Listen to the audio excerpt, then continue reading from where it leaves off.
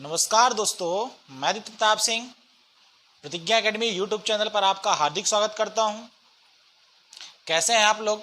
उम्मीद ही है अच्छे ही होंगे और लगातार अच्छे ही रहिए, खुश रहिए और अपने सपनों पर लगातार चलते रहिए। एक न एक दिन सपने साकार होंगे यदि आपने सपनों को जागते हुए देखा होगा। ठीक है ना? चलिए आते हैं आप लोग आज टॉपिक की ओर। और टॉपिक आज अपना है इन्वायरमेंट एंड इकोलॉजी पार्ट 4। ठीक है ना? और इसके पहले मैंने आप लोग को पार्ट 1, पार्ट 2 और पार्ट 3 कवर कर चुका हूं। उसके अंदर आप लोगों ने क्या क्या पढ़ लिया? तो आप लोगों ने पढ़ लिया हमारा पर्यावरण। ठीक है ना? पर्यावरण किसे कहते हैं, ये किस प्रकार से होता है, इसमें कितने घटक होते हैं। और फिर इसके बाद आप लोगों ने पढ़ा पारिस्थितिक तंत्र, इकोसिस्टम। इकोसिस्टम क्या है? ठीक है ना? इकोसिस्टम क्या है, इकोसिस्टम वर्ड का मीन्स क्या होता है, इसके अंदर कितने घटक होते हैं, उन घटकों के बारे में पढ़ा। जैविक घटक और अजैविक घटक। जैविक घटक के अंदर आप लोगों ने पढ़ा था उसके अंदर उत्पादक, दूसरा पढ़ा था उपभोक्ता, तीसरा पढ़ा था आप लोगों ने अपघटनकर्ता। ठीक है ना? और इस प्रकार से आप लोग आज नेक्स्ट कंटिन्यू वीडियो को करते हुए कवर कर रहे हैं। तो आज आप लोग कवर करने वाले हैं पारिस्थितिक तंत्र के कार्य। आप लोगों ने पढ़ा पारिस्थितिक तंत्र होता क्या है। ठीक, अब आज आप लोग पढ़ेंगे इसके कार्य क्या हैं। ठीक है ना? ये जो सिस्टम होता है, इस सिस्टम के अंदर प्रमुख कार्य क्या होते हैं, इनका महत्व क्या है, इसके बारे में आप लोग पढ़ेंगे। तो इसके अंदर दो प्रमुख कार्य आप लोगों को पढ़ने को मिलेगा। पहला पढ़ने को मिलेगा उत्पादकता। उत्पादकता मतलब कि जो प्रोडक्ट तैयार होता है उसके बारे में बात करें, उत्पादकता के बारे में बात करेंगे, क्योंकि महत्वपूर्ण कार्य आपका पारिस्थितिक तंत्र का है उत्पादकता। आपको पता है पारिस्थितिक तंत्र में भिन्न भिन्न प्रकार की उत्पादकता होती है। दूसरा जो इसका कार्य पढ़ेंगे, पारिस्थितिक तंत्र का दूसरा कार्य होता है ऊर्जा प्रवाह। क्या होता है? ऊर्जा प्रवाह। इनको पढ़ने से पहले कुछ पॉइंट को आप लोग फिर से समझते हैं। मैंने आप लोग को पहले बताया था कि पारिस्थितिक तंत्र का मतलब क्या होता है कि एक परिस्थिति में जो वहां जीव होंगे या फिर जो घटक होंगे वह घटक एक दूसरे पर निर्भर होते हैं, एक दूसरे पर समान रूप से कैसे होते हैं? निर्भर होते हैं। तो ये जो निर्भरता होती है, इनकी निर्भरता का प्रमुख कार्य क्या है? तो इनकी निर्भरता का प्रमुख कार्य इस प्रकार से हो सकते हैं कि ये उत्पादकता के लिए निर्भर होंगे, दूसरा ऊर्जा प्रवाह के लिए निर्भर होंगे। मतलब जो निर्भर होंगे तो उनसे क्या क्या कार्य होगा? पहला तो उत्पादकता होगा, दूसरा उन जो घटक हैं उन पर क्या होगा? ऊर्जा का प्रवाह होगा। बात समझ में आई ना? चलिए अब आप लोग आज बात करते हैं उत्पादकता के बारे में। उत्पादकता के बारे में, तो उत्पादकता का मीन्स तो आप लोग जनरली समझते हैं कि उत्पादकता क्या है। याद रखिएगा जो पारिस्थितिक तंत्र में जो उत्पादकता होती है वो दो प्रकार से होगी। एक हो जाएगी सकल प्राथमिक उत्पादकता और दूसरा हो जाएगा द्वितीयक उत्पादकता। ठीक है ना? ठीक है ना? तो अपन लोग डिटेल से पढ़ते हैं। तो सबसे पहले अपन को डालना है सकल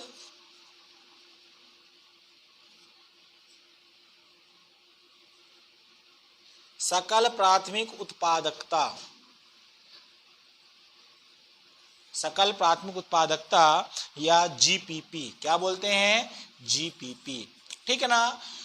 तो इसका मीन समझना, प्राथमिक उत्पादकता की बात करूंगा और द्वितीयक उत्पादकता की बात करूंगा। तो मैंने आप लोग को पहले भी समझाया था, इसके पहले भी समझाया था जब मैं आप लोग को उपभोक्ता और उत्पादक पढ़ा रहा था, जब जैविक घटक पढ़ा रहा था, तो मैंने आप लोग बताया था कि जो उत्पादक होते हैं दो प्रकार से होते हैं।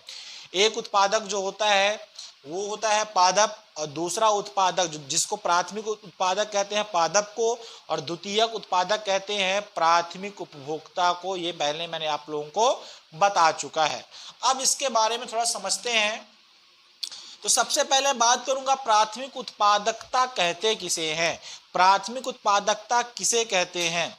तो याद रखिएगा उत्पादक के द्वारा इसको लिख लीजिएगा, उत्पादक के द्वारा कितना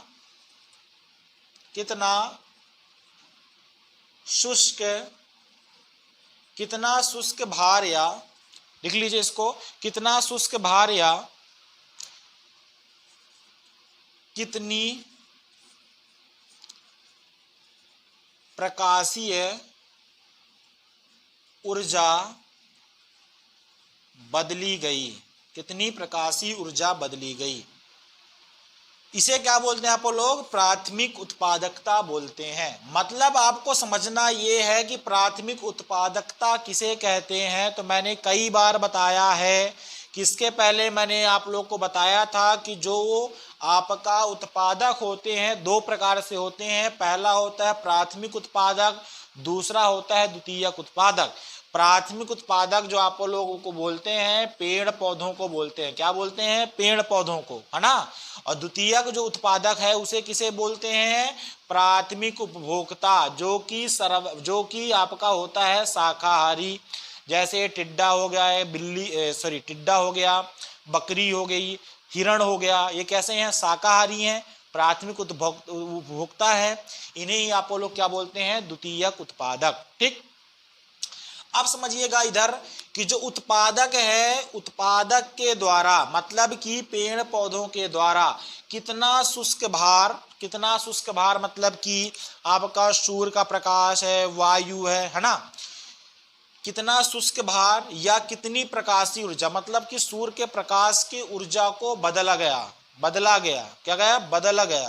ठीक है ना। तो याद रखिएगा जो उत्पादक है वह कितना शुष्क भार या प्रकाशिक ऊर्जा को बदलती है, यही जो आपकी उत्पादकता कहलाएगी वो प्राथमिक उत्पादकता कहलाएगी। क्या कहलाएगी? प्राथमिक उत्पादकता कहलाएगी। मतलब कि जो कोई पेड़ पौधा है वह अपने जीवन काल में या अपने दैनिक कार्य में भी बोल सकते हैं कि वह सूर्य के प्रकाश से या अन्य घटकों से सूर्य के प्रकाश को कितना ज्यादा बदलकर उत्पादन कर रहा है।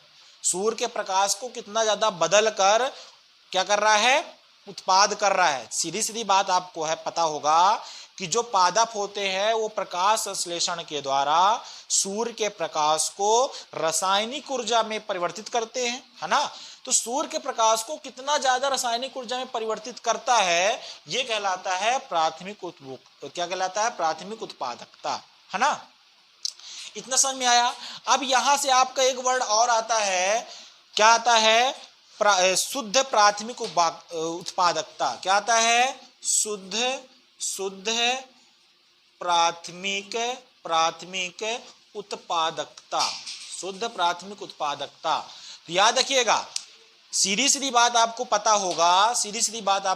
होगा कि जो पेड़ है ये सूर्य की प्रकाश को लिया, वायु को लिया, ये सब है ना, CO2 को ले लिया, ये संपूर्ण चीजों को लिया और यह प्रकाश संश्लेषण के द्वारा क्रिया करके ये संपूर्ण चीजों से क्या बना दिया? एक रासायनिक ऊर्जा बना लिया, एक नया उत्पाद तैयार कर लिया। तो ये कहला जाएगा क्या? सकल प्राथमिक उत्पादकता। ठीक है ना। लेकिन जब यहाँ एक नया वर्ड आएगा शुद्ध प्राथमिक उत्पादकता, मतलब कि शुद्ध रूप से सब कुछ काटने पीटने के बाद जो उत्पादकता बचेगा, जो उत्पाद बचेगा उसे आप लोग शुद्ध प्राथमिक उपभोक्ता क्या कहेंगे? उत्पादकता कहेंगे।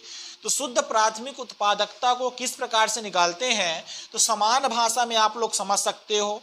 जितना भी आपका उत्पादकता होगा मतलब कि जितना आपका GPP होगा, क्या होगा? GPP होगा, सकल प्राथमिक उत्पादकता होगा, उसमें से श्वसन की प्रक्रिया निकाल देंगे पादप की। मतलब कि कोई पेड़ है, इसने सूर्य से तो ऊर्जा बनाया, उत्पाद को तो तैयार किया, लेकिन उस उत्पाद का कुछ भाग ये पौधा अपने जीवन प्रक्रिया में खर्च करेगा, ये पादप अपने जीवन प्रक्रिया में खर्च करेगा। ठीक है ना।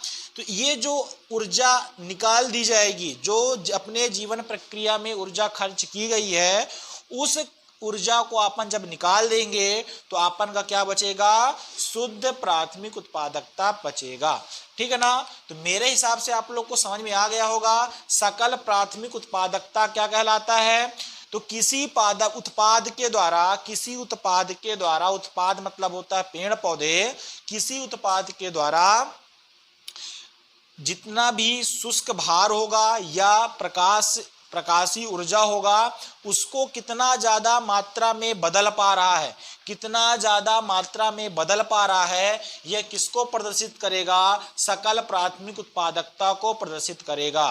ठीक है ना। फिर इसके बाद शुद्ध प्राथमिक उत्पादकता क्या कहलाएगा, उत्पादकता क्या कहलाएगा, तो जितना भी उत्पादन तैयार किया है, जितना भी उत्पादन तैयार किया है पेड़ पौधा, तो वह अपनी जीवन प्रक्रिया की ऊर्जा को अलग कर देंगे। इसके बाद जो उत्पादकता बचेगा वह शुद्ध प्राथमिक उत्पादकता कहलाता है। ठीक है ना। यह कहलाएगा आपका प्राथमिक उत्पादकता। अब याद रखिएगा कि किन पौधों में सर्वाधिक प्राथमिक उपभोक्ता होता है, मतलब कि ऐसे कौन से पादप होते हैं जो सबसे ज्यादा उत्पाद तैयार करते हैं, फिर उससे कम, फिर उससे कम। तो याद रखिएगा, इसको बढ़ने से घटते क्रम की ओर मैं इनको आप लोग को बताऊंगा। ठीक है ना। तो याद रखिएगा, जो सबसे ज्यादा प्राथमिक उत्पादकता होती है वह होती है सदाबहार वृक्षों में। किसमें होती है, सदाबहार, सदाबहार वृक्षों में सबसे ज्यादा होती है। फिर उससे कम किसमें होती है, डेल्टा वन में। किसमें होता है, डेल्टा वन में। और डेल्टा वन के पश्चात होता है कोरल में। किसमें, कोरल, जो आपके प्रवाल वाले, जो भित्ति वाले जो पादप होते हैं, कोरल में होता है। याद रखिएगा, सबसे ज्यादा सर्वाधिक प्राथमिक उत्पादकता किसमें होता है, तो वो होता है सदाबहार में। मतलब कि जो सदाबहार वन होते हैं, जो सदाबहार वन होते हैं, वह प्रकाश संश्लेषण के द्वारा शुष्क भार और प्रकाशीय ऊर्जा को अधिक मात्रा में बदलता है। ठीक। अब याद रखिएगा, थोड़ा सदाबहार वन के बारे में बात करूंगा। सदाबहार वन कैसे होते हैं, याद रखिएगा, सदाबहार वन ऐसे क्षेत्रों पर होंगे जो क्षेत्र उष्णकटिबंधीय क्षेत्र होगा। कैसा क्षेत्र होगा, उष्णकटिबंधीय क्षेत्र। अब ये जो उष्णकटिबंधीय क्षेत्र है, ये किन स्थानों पर पाए जाएंगे, जहां का टेम्परेचर लगभग 27 डिग्री सेल्सियस से अधिक होगा। मतलब कि जहां का टेम्परेचर अधिक होगा। दूसरी बात, जहां वर्षा लगभग 250 सेंटीमीटर से अधिक होगी, ऐसे क्षेत्रों में उष्णकटिबंधीय क्षेत्र पाए जाएंगे। गर्मी भी अधिक होना चाहिए और वर्षा भी अधिक होना चाहिए, ऐसे क्षेत्र को उष्णकटिबंधीय क्षेत्र पाए जाएंगे, है ना, उष्णकटिबंधीय क्षेत्र बोलते हैं। और जहां अधिक मात्रा में पानी होगा तो स्वाभाविक रूप से वहां के जो वन होंगे, जो वृक्ष होंगे, सदा क्या होंगे, बहार होंगे, हरे भरे होंगे। तो ऐसे वृक्षों को बोलते हैं सदाबहार वृक्ष। और सदाबहार वृक्ष में सर्वाधिक क्षमता होती है सकल प्राथमिक उत्पादकता की। इस बात को आपको याद रखना है। ठीक है ना। अब मैं दूसरी बात करूंगा द्वितीयक उत्पादकता की। किसकी बात करूंगा मैं, द्वितीयक उत्पादकता की। तो मैंने आप लोग को पहले ही प्रस्तुतिक तंत्र के अंदर मैंने आप लोग को बता चुका है कि जो द्वितीयक उत्पादकता है वो क्या है। द्वितीयक उत्पादक मैंने आप लोग को बताया था कि द्वितीयक उत्पादक कहलाता है प्राथमिक उपभोक्ता। क्या कहलाता है, प्राथमिक उपभोक्ता। ठीक है ना। लेकिन अब आप लोग यहां बात कर रहे हैं द्वितीयक उत्पादकता। तो याद रखिएगा, शाकाहारी जंतुओं के द्वारा शाकाहारी जंतुओं के द्वारा मांस का उत्पादन करना, मांस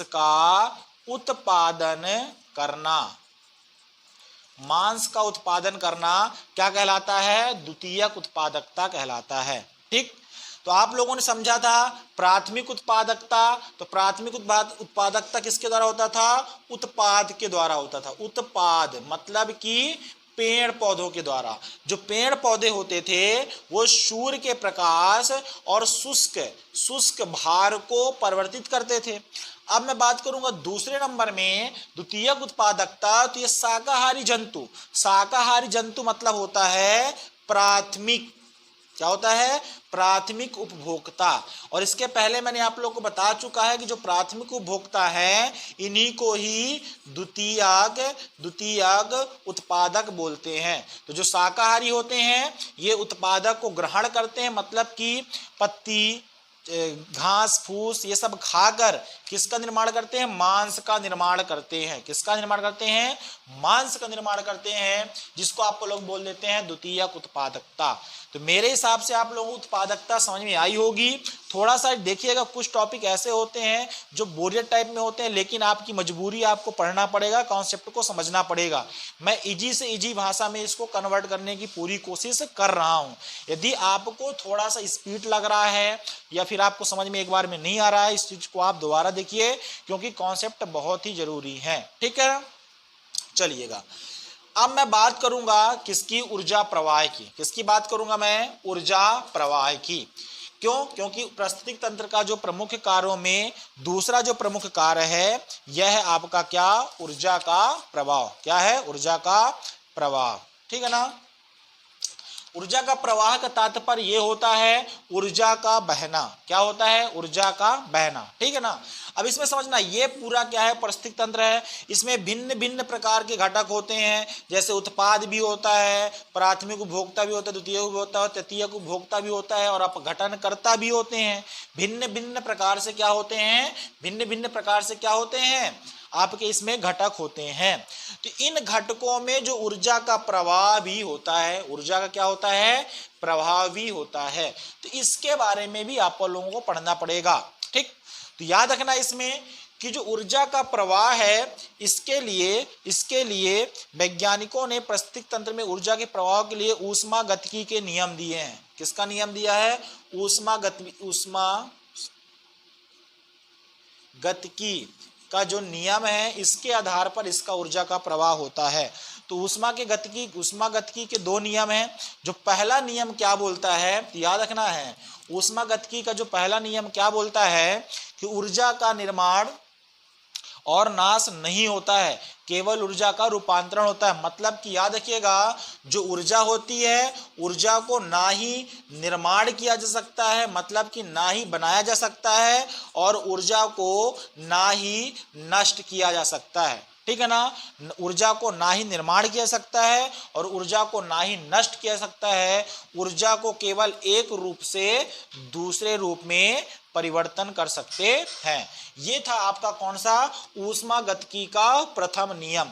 तो वैज्ञानिकों ने ऊर्जा पारिस्थितिक तंत्र में ऊर्जा प्रवाह के लिए ऊष्मागतिकी के दो नियम बताए। पहला जो नियम है, क्योंकि आपको पता है ऊर्जा प्रवाह के दो ही नियम होते हैं, पहला होता है आपका ऊष्मागतिकी का प्रथम नियम और ऊष्मागतिकी का द्वितीय नियम। तो प्रथम नियम क्या बोलता है? ऊर्जा को ना ही नष्ट किया जा सकता है, ऊर्जा को ना ही उत्पन्न किया जा सकता है, ऊर्जा को केवल एक रूप से दूसरे रूप में परिवर्तित किया जा सकता है। ठीक है ना। और दूसरी बात जब बात करता हूं मैं, दूसरा नियम क्या बोलता है? दूसरा नियम बोलता है जब ऊर्जा एक रूप से दूसरे रूप में, जब ऊर्जा एक रूप से दूसरे रूप में परिवर्तित होती है, जब ऊर्जा एक रूप से दूसरे रूप में परिवर्तित होती है, तो इसके ऊर्जा में क्या होता है? ह्रास होता है। क्या होता है? ह्रास होता है। इस बात को याद रखना है। तो पहला नियम क्या बोलता है? ऊर्जा मतलब जो पारिस्थितिक तंत्र है, पारिस्थितिक तंत्र में प्रथम नियम के अनुसार यह बताया जा रहा है कि ऊर्जा का ना ही इस पारिस्थितिक तंत्र में निर्माण हो रहा है और ना ही इसका नष्ट हो रहा है, केवल जो ऊर्जा है एक रूप से दूसरे रूप में बदली जा रही है। ठीक है ना। और यही दूसरा नियम यह बता रहा है कि जब ऊर्जा एक रूप से दूसरे रूप में चेंज हो रही है, तो इसमें ह्रास हो रहा, मतलब ऊर्जा में कमी हो रही है। ठीक, एग्जाम्पल के तौर पर आप समझ सकते हैं।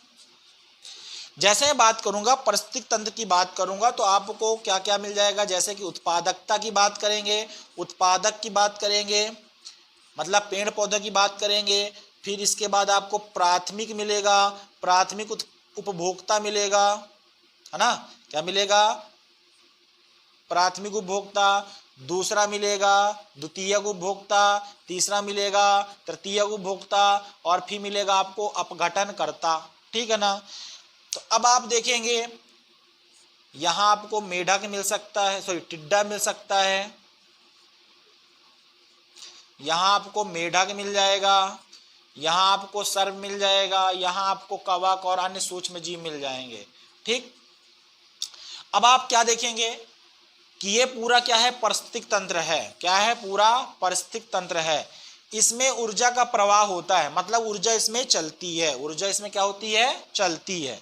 तो जो चल रही है, लेकिन इसमें दो नियम लगते हैं। एक नियम ये लगता है, ऊर्जा ना कहीं बन रही है और ना ही खत्म हो रही है, केवल ऊर्जा एक दूसरे पर परिवर्तित हो रही है। कैसे, ये आप देख रहे हैं, आपको क्या दिख रहा है, सूर्य दिख रहा है, ठीक है ना। सूर्य क्या है, ऊर्जा का स्रोत है, ठीक है ना। सूर्य अपने अंदर नाभिकीय संलयन की प्रक्रिया के माध्यम से ऊर्जा उत्पन्न करता है। नाभिकीय संलयन के प्रक्रिया के पश्चात से ऊर्जा क्या करता है, उत्पन्न करता है, ठीक है ना। इसके बाद ये जो ऊर्जा है, इसके बाद ये जो ऊर्जा है, ये ऊर्जा कहाँ पहुंचती है, कहाँ पहुंचती है, पादप में। कहाँ पहुंचती है, पादप में। और पादप क्या है, उत्पाद है, जो कि अपना भोजन स्वयं बनाते हैं, है ना। तो ये जो है आपका पादप सूर्य की ऊर्जा को, मतलब यहाँ एक कौन सी ऊर्जा थी, प्रकाशीय ऊर्जा थी, प्रकाशीय ऊर्जा थी। इस प्रकाशीय ऊर्जा को किसमें बदल दिया, रासायनिक ऊर्जा में बदल दिया। किसमें बदल दिया, रासायनिक ऊर्जा में। तो एक रूप से दूसरे रूप में ऊर्जा परिवर्तित हो गई, है ना। अब जब यहाँ रासायनिक ऊर्जा बन गई, इस रासायनिक ऊर्जा से यहाँ क्या बन गया, दूसरी ऊर्जा बन गया। फिर इसके द्वारा जब इसको ये खाया तो इसके द्वारा ये दूसरी बन गया, इसके बाद ये दूसरा बन गया। इस तरह से लगातार ऊर्जा का क्या होता है, रूपांतरण होता है, लेकिन ऊर्जा नष्ट नहीं होती। एक्स वाई जेड यदि इस घास को ये टिड्डा खा जाएगा तो क्या यहाँ से रासायनिक ऊर्जा खत्म हो जाएगी, नहीं। ये जो रासायनिक ऊर्जा है ये इसमें किसमें परिवर्तित हो जाएगी, प्रोटीन में परिवर्तित हो जाएगी, है ना। प्रोटीन में क्या हो जाएगी, परिवर्तित हो जाएगी। अब यदि इस टिड्डे को ये खा जाएगा तो ये ऊर्जा, और जब ये मेढक अपने शरीर की एक्टिविटी करेगा तो यांत्रिक ऊर्जा के रूप से फिर से बाहर चली जाएगी। मतलब कि कहीं ना कहीं ऊर्जा तो लगातार एक दूसरे पर प्रवाह हो रही है, बह रही है, लेकिन ऊर्जा नष्ट नहीं हो रही है। ऊर्जा केवल एक रूप से दूसरे रूप में परिवर्तित हो रही है, ठीक है ना। इतनी बात समझ में आई।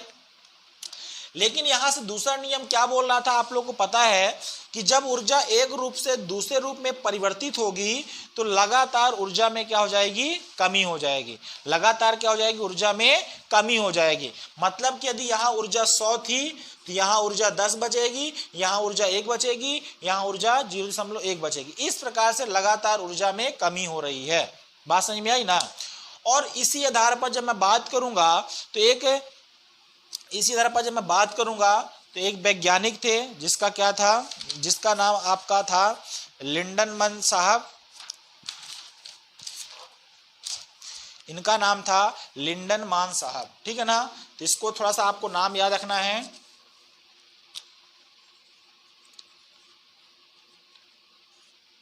लिंडनमान एक वैज्ञानिक थे। इसी आधार पर जो मैंने बताया था द्वितीय नियम कि जब लगातार ऊर्जा का रूपांतरण होता है, लगातार ऊर्जा का रूपांतरण होता है तो ऊर्जा में क्या होता है, ह्रास। उस आधार को मानकर लिंडनमान ने एक नियम दिया जिसको बोलते हैं 10% ऊर्जा का नियम। 10% ऊर्जा का नियम। अब ये 10% ऊर्जा का नियम किसने दिया, सबसे पहले आपको इनाम याद रखना है, लिंडनमान ने दिया था। अब ये है क्या, इसको समझिएगा।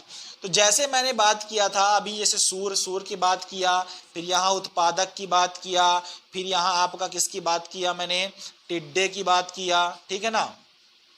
टिड्डे के बाद आपको मिल जाएगा मेढक, मेढक के बाद आपको मिल जाएगा सर्प, ठीक है ना। सर्प के बाद आपको मिल जाएगा अपघटनकर्ता, ठीक है ना। तो इन्होंने क्या बोला कि जो ऊर्जा का रूपांतरण होता है वो 10% के नियम से होता है।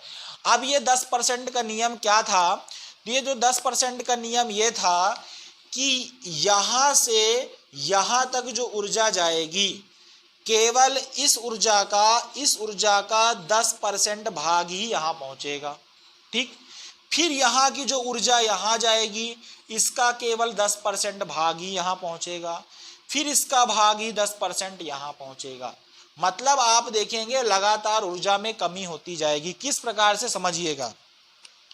जैसे मैंने बात किया, ये क्या है, क्या है, सूर्य है, ठीक है ना। सूर्य अपनी ऊर्जा को 1% इसमें दे दिया। कितने दे दिया, 1% दिया। और मानते हैं कि इस पादप में कितनी एनर्जी बनी, कितनी ऊर्जा बनी, 1000 कैलोरी। कितनी ऊर्जा बनी?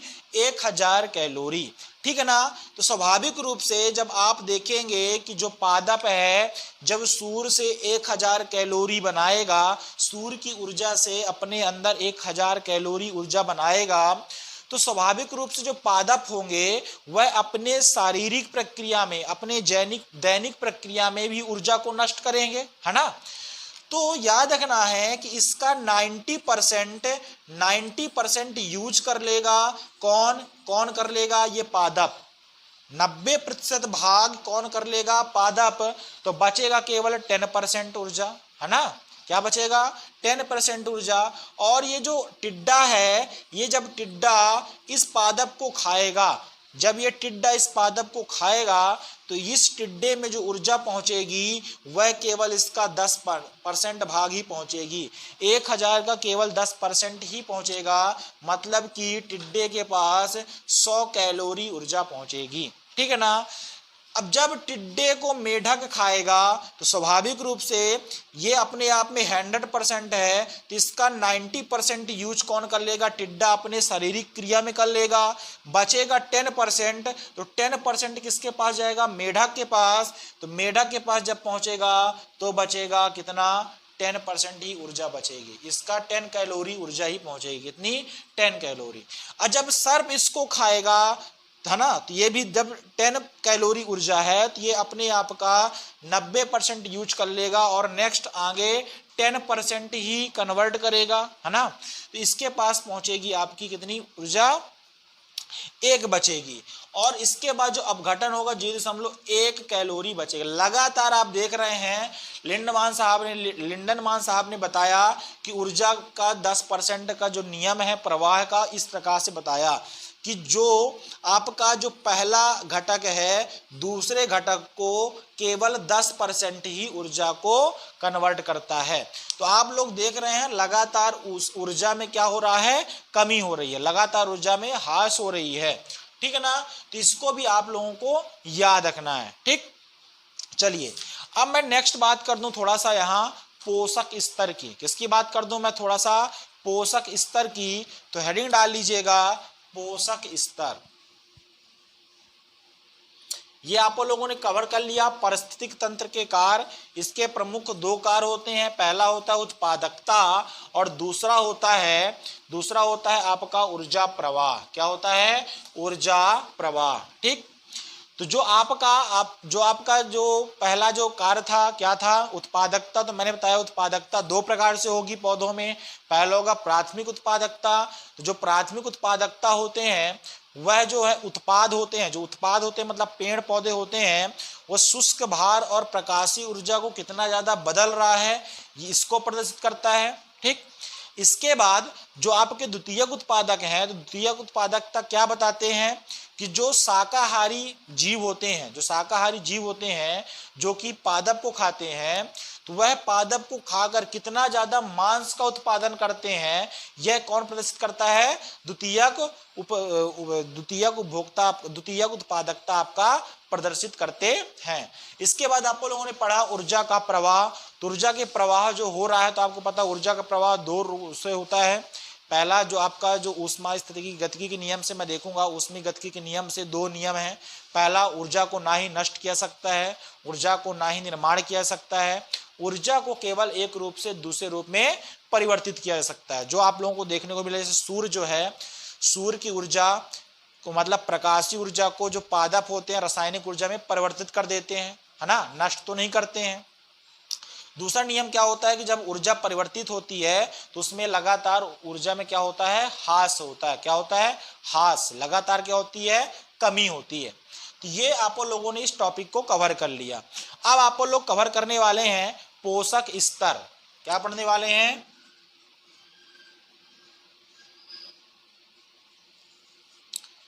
पोषक स्तर कि मतलब कि पारिस्थितिक तंत्र में पोषक स्तर कितने प्रकार से हो सकते हैं। तो याद रखिएगा पारिस्थितिक तंत्र में जो पोषक स्तर होते हैं वो 4 प्रकार के होते हैं। कितने प्रकार के होते हैं? 4 प्रकार के पोषक स्तर होते हैं। 4 प्रकार के पोषक स्तर होते हैं। किस प्रकार से? समझिएगा। जैसे आप लोग बात करेंगे उत्पाद की, किसकी बात करेंगे? उत्पाद। उत्पाद को उपभोक्ता ग्रहण करता है तो प्राथमिक।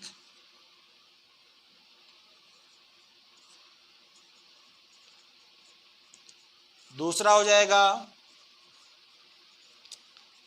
द्वितीयक। तीसरा हो जाएगा तृतीयक। और फिर क्या हो जाएगा लास्ट में? क्या होता है? अपघटन करता। ठीक है ना, ये होता है। तो इस आधार पर देखेंगे तो जो पोषक के जो स्तर होते हैं वो 4 प्रकार से होते हैं, है ना।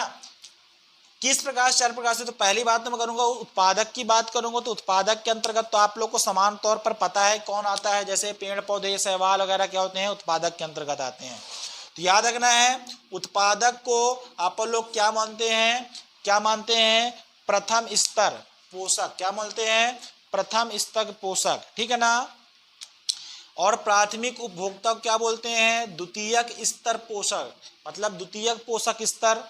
पहले क्या उत्पादक को क्या मानेंगे? प्राथमिक, मतलब कि प्रथम पोषक स्तर। दूसरे प्राथमिक उपभोक्ता क्या बोलेंगे? द्वितीयक पोषक स्तर। और द्वितीयक उपभोक्ता को क्या बोलेंगे?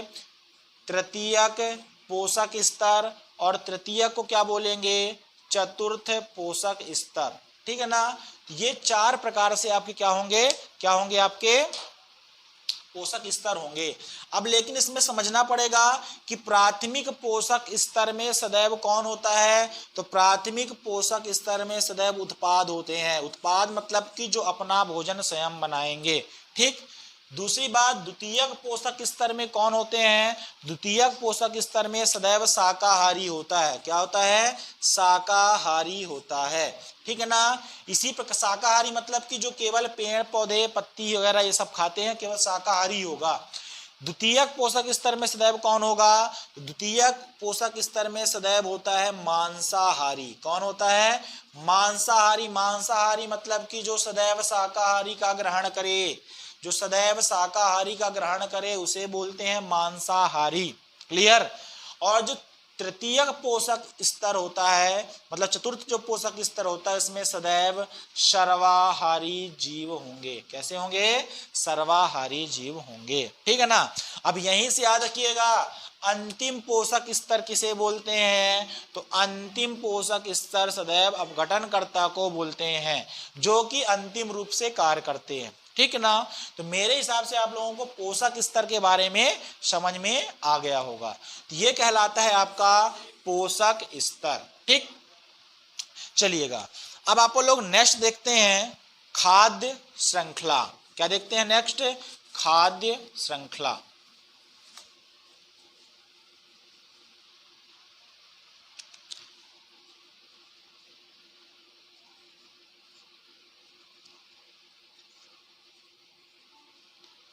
ठीक है ना।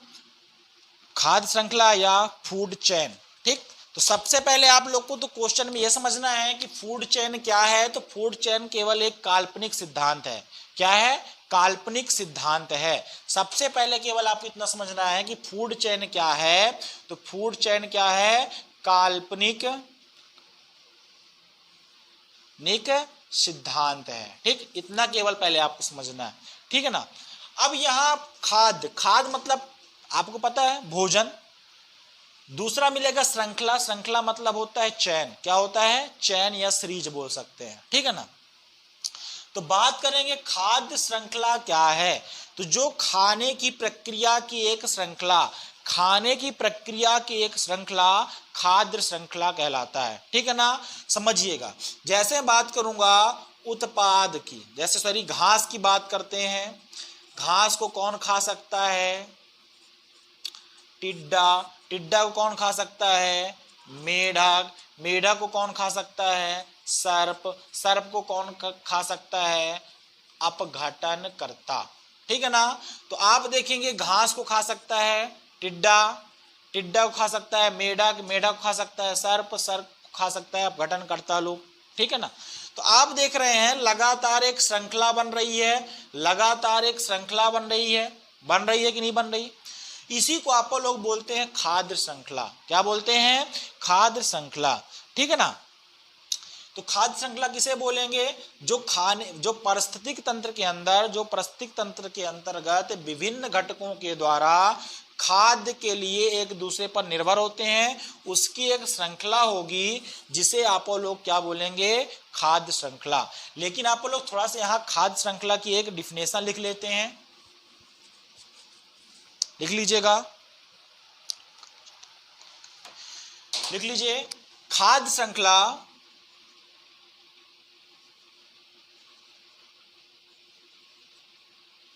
विभिन्न प्रकार के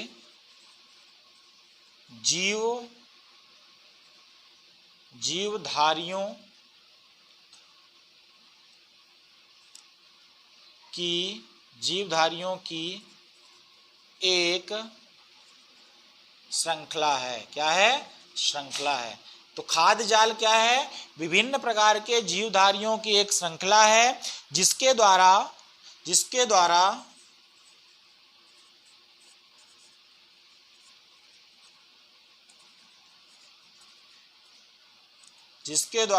पारिस्थितिकी, लिख लीजिएगा, जिसके द्वारा पारिस्थितिकी तंत्र में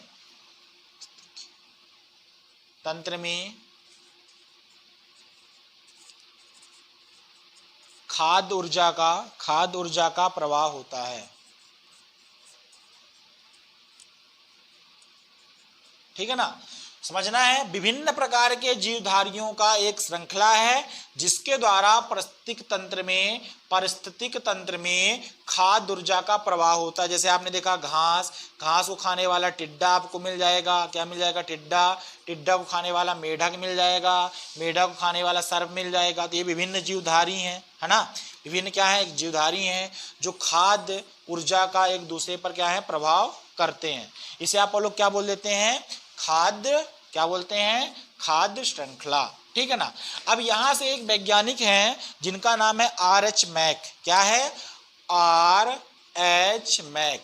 तो यहां से आपको समझना है कि R.H. मैक साहब ने क्या कहा खाद्य श्रृंखला के बारे में।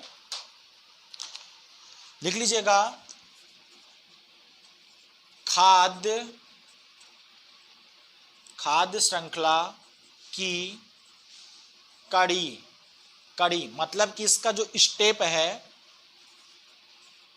बढ़ जाने से, लिख लीजिएगा, बढ़ जाने से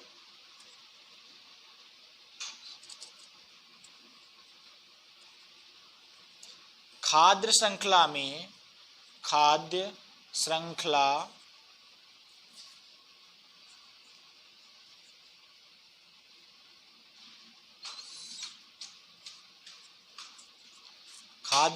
में स्थिरता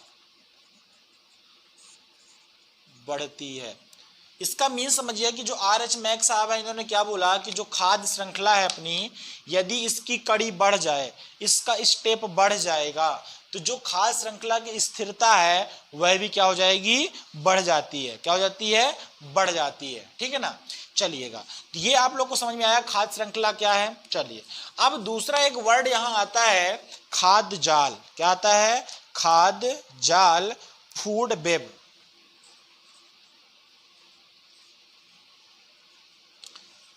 ठीक है ना। तो समझिएगा खाद्य जाल क्या है। अभी आपने पढ़ा खाद्य श्रृंखला। क्या पढ़ा? खाद्य श्रृंखला पढ़ा। तो जो घास है, घास को अभी देख रहे थे आप, टिड्डा खा रहा था, टिड्डा को खाने वाला आपका मेढक था, मेढक को खाने वाला आपका सर्प था। ये प्रक्रिया थी किसकी? खाद्य जाल की। ठीक है ना। लेकिन आपको पता है घास को खाने वाला केवल टिड्डा ही नहीं हो सकता है, इसके साथ साथ, टिड्डा के साथ साथ आपका बकरी भी हो सकती है। क्या हो सकती है? बकरी भी हो सकती है। दूसरा, हिरण भी हो सकता है। ठीक है ना।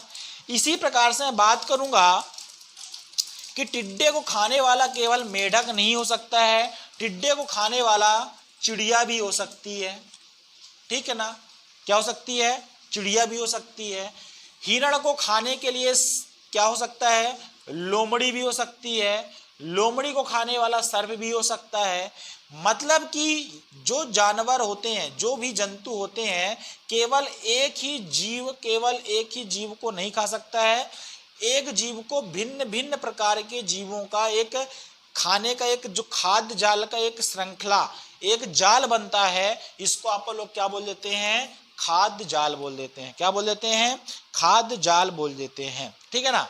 अब इसमें से एक पॉइंट याद रखिएगा, कई बार एग्जाम में पूछा गया है कि सघनता जितना अधिक होगा, मतलब कि खाद्य जाल में सघनता जितनी अधिक होगी, पारिस्थितिक तंत्र उतना ज्यादा स्थायी होगा।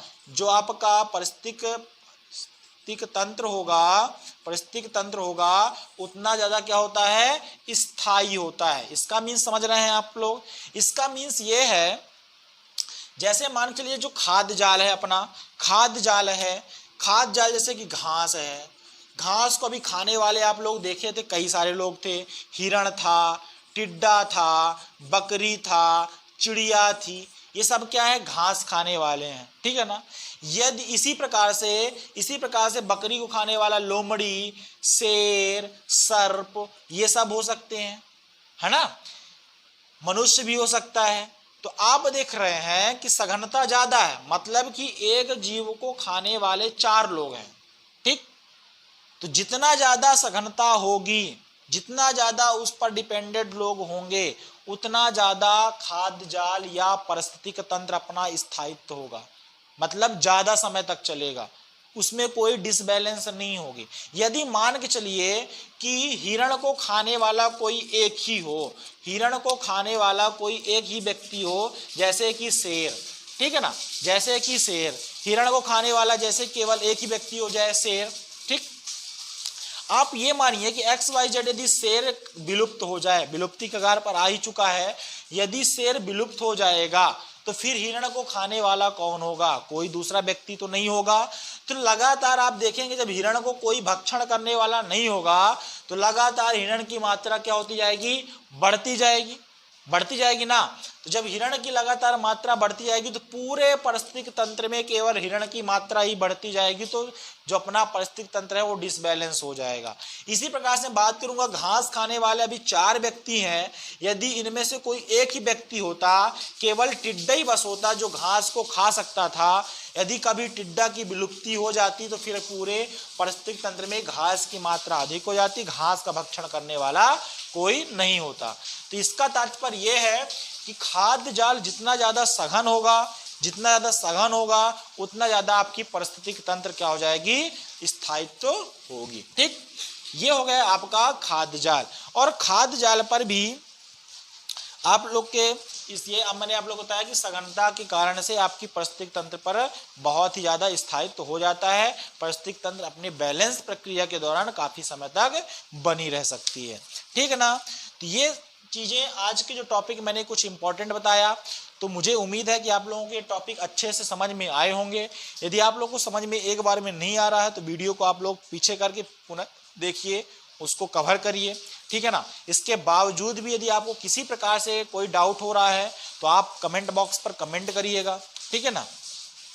और इसके यदि आपको कुछ चीज़ें ऐसी हैं जो इसके मैंने पिछले वीडियो पर बता चुका है, यदि आपने पहला वीडियो नहीं दिया है तो चैनल पर जाकर प्लेलिस्ट में जाइए और इसके पहले की वीडियो को भी देखिए, है ना। इसके पहले मैंने भी कई सारे अभी सब्जेक्ट को कवर कर दिया, जैसे स्पेस टेक्नोलॉजी को मैंने कवर कर डाला है। ठीक है ना। नैनो टेक्नोलॉजी कवर कर लिया है, बायोटेक्नोलॉजी कवर कर लिया है, डिफेंस टेक्नोलॉजी को कवर कर लिया है। ये सारे सब्जेक्ट आपके प्लेलिस्ट पर डले हुए हैं, तो जाकर आप इन सब्जेक्टों को कवर कर लीजिए। याद रखिएगा, मैं कोई पार्टिकुलर एग्जाम के लिए नहीं पढ़ा रहा हूं, बस सारे एग्जामों को लेकर बेस्ट कंटेंट जितने भी हैं, जो एग्जाम का नया पैटर्न है, यहां तक कि मैं बता रहा आप लोगों को सारे कॉन्सेप्ट में कवर करने की कोशिश कर रहा, केवल मैं कोई फैक्ट बेस्ड बात नहीं कर रहा हूं।